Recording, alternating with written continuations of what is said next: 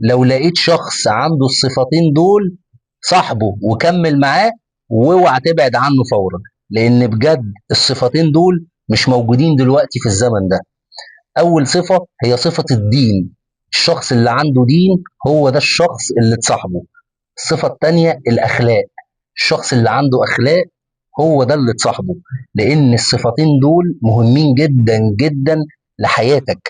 لان لو لقيت صاحب عنده دين واخلاق، صدقني ما تخافش لا على سرك ولا على مالك ولا على اي حاجه، لان الشخص ده بيخاف من ربنا، واللي بيخاف من ربنا هو ده الشخص اللي تخليه في حياتك. وفي جمله جميله قوي بتقول: صاحب الاشراف فان صاحبتهم رفعوك، وإن اطلعوا على سرك ستروك، وإن احتجت إليهم أعطوك، وإذا ظلمت نصروك.